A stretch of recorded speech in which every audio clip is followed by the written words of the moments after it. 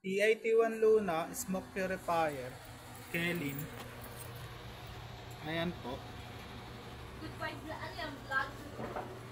Dito po yung switch niya sa likod.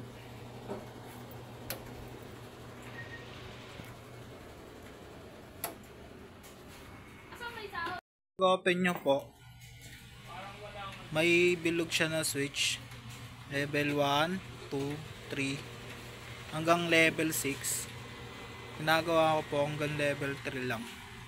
Malakas na po umigop yan. Tapos diretso po siyang nakalapat dito sa oven. Yan po.